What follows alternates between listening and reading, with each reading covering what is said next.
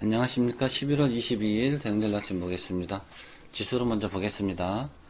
해외 증시 같이 보면서 코스피 앞으로의 전망을 좀 보겠습니다. 자, 해외 증시 보면 대만은 지난번에 말씀드렸듯이 우상향으로 정별 계속 진행되는 거 보이시죠? 여기서 이제 61선하고 21선 골든 크로스가 나오면서 우상향이 계속 진행되고 있다 이렇게 보실 수 있는 부분이고, 일본도 마찬가지고요. 여기서 이제 큰 변곡이 나온 부분이죠. 금요일날 제일 중요한 건 이제 상해종합입니다. 상해종합이 장대양봉으로 추세를 딱 돌파시켜 놓고 마음이 됐죠, 그죠?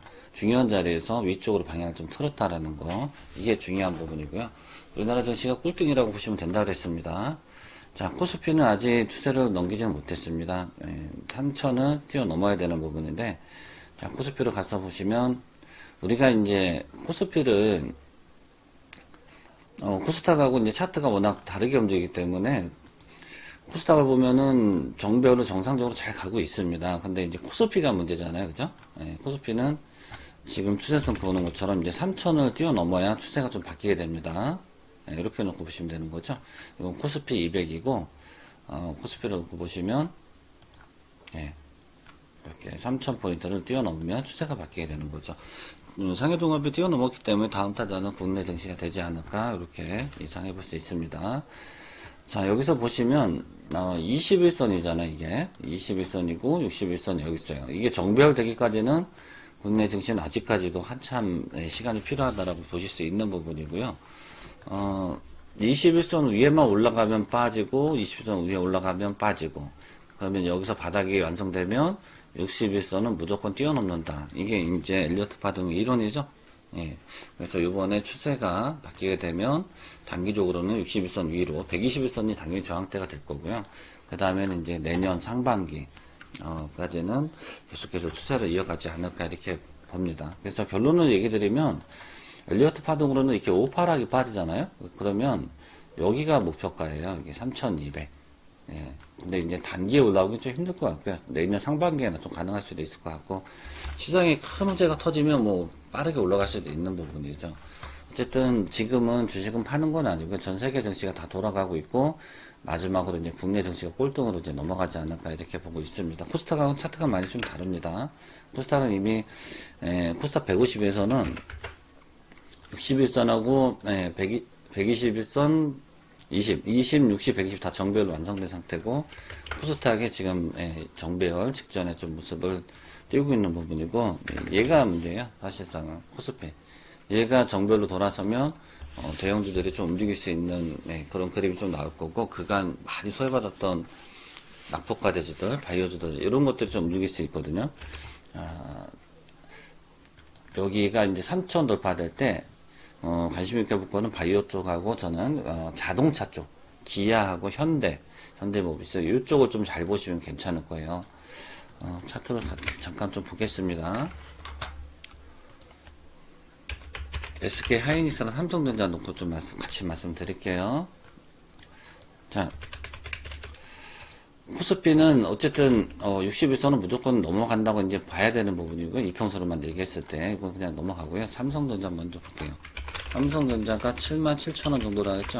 기울적 반등 목표치가 1차적으로 얘가 77,000 정도까지는 와야 됩니다. 여기가 이제 지수 저항대가 되는 거예요. 여기 왔을 때. 자, 이제 삼성전자는 보시면 수급의 변화가 좀 들어오고 있어요. 그 얘기 뭐냐면 최근에 이렇게 연속적으로 외국인들이 들어온 적이 별로 없었어요. 그죠? 계속 연속적으로 좀 들어오고 있는 게 보이죠. 그죠? 수급 변화가 좀 들어오고 있다라는 거 좀 알고 계시고, 72,000원 여기가 이제 박스권으로 저항대가 좀 잡혀 있는데, 이것만 뚫어내면은 여기까지는 충분히 1차 목표가까지는 온다라고 보셔야 되는 부분이죠. 시간은 뭐 언제라고 말씀드리기 되게 좀 어렵습니다. 그죠? 연내에 올 수도 있는 거고, 내년에 올 수도 있긴 하겠지만, 이것만 뚫어내면 뭐 금방 오지 않을까 이렇게 보고 있습니다. 그래서 여기가 1차적으로 지수 저항대다라는 것만 알고 계시면 되고, 하이닉스는 뭐 항상 말씀드린 그대로예요. 엘리어트 파동으로는 115,500원 이상 이거를 뛰어넘어야 된다고 말씀드렸었죠. 아직까지 넘지 못한 부분이고 근접해 있습니다. 얘가 그래도 굉장히 좀 타격이 좀 괜찮은 부분이고, 그나마 여기는 굉장히 큰 저항대가 됩니다. 그래서 이제 하이닉스 같은 경우는 115,500원을 뛰어넘으면 12만 전후에서 한번 차익을 좀 하는 것도 좀 괜찮지 않을까 싶습니다.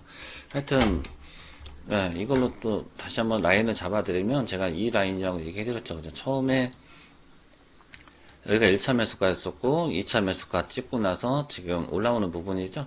네, 올라오는 부분이고 삼성전자도 보시면 지금 라인을 제가 잡아드리면 여기가 1차 매수가 76,000원이었고요. 그 다음에 여기가 지난번에 얘기했던 69,000원 여기가 2차 매수가 있었죠. 그러니까 여기까지는 일단 무조건 올라온다고 좀 믿으세요. 믿으셔야 됩니다.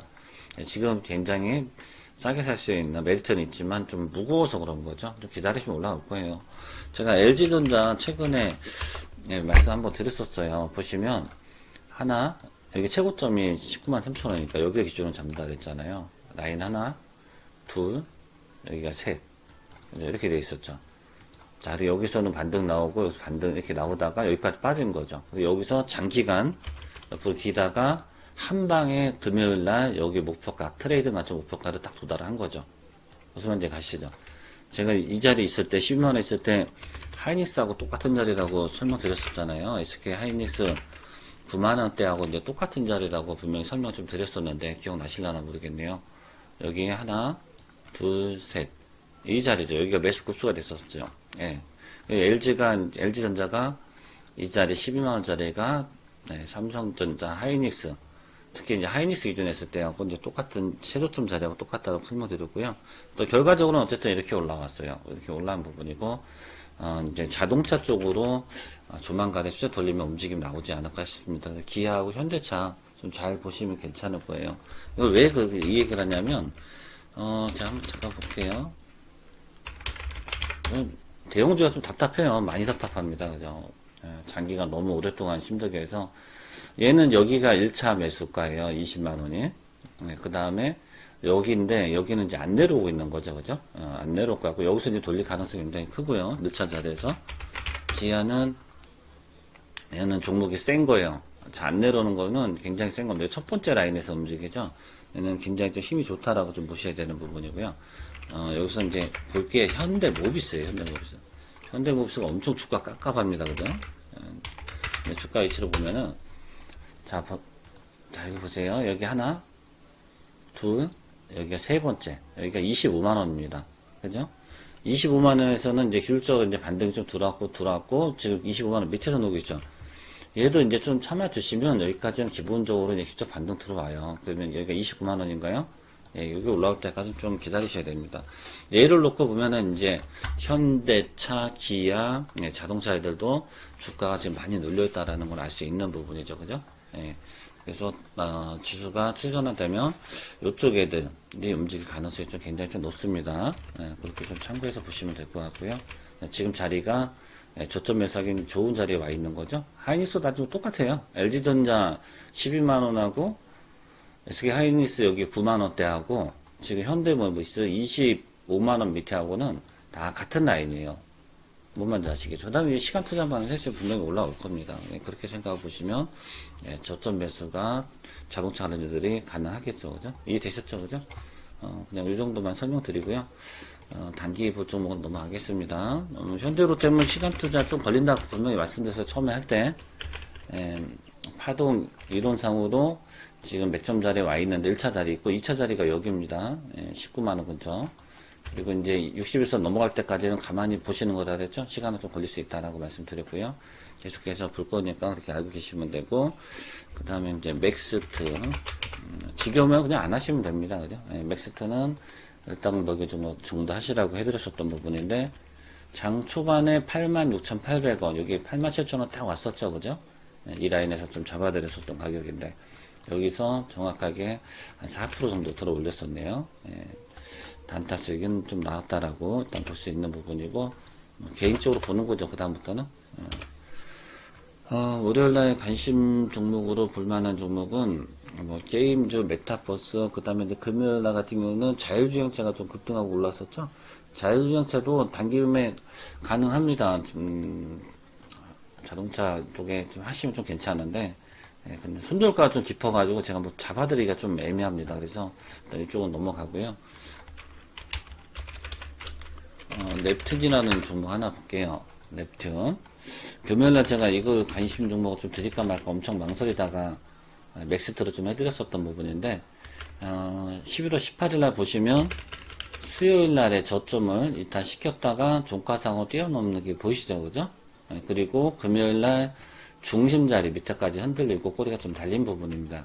그래서 요거 같은 경우는 여기 29,400원이 무조건 나온 손절가, 여기는 때려 죽여도 건들면 안 되는 겁니다. 그래서 29,400원 손절가 잡아놓고 양봉의 중심하고 그 다음에 꼬리하고 얘하고 중심 자리가 여기가 되겠죠. 31,000원. 여기를 공략하시면 되는 거예요. 그래서 넵튠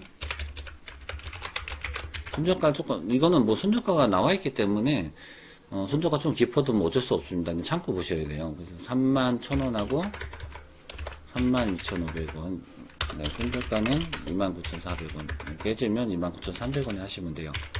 네, 이렇게 잡고 보는 겁니다. 그래서 여기 뭐 잡히지 않을까 싶습니다. 32,750원이 시간에서 마감돼서 32,500원은 뭐 걸리지 않을까 싶은데, 하여튼 관심 있는 분들은 예, 요거 정도 보시면 될 것 같습니다.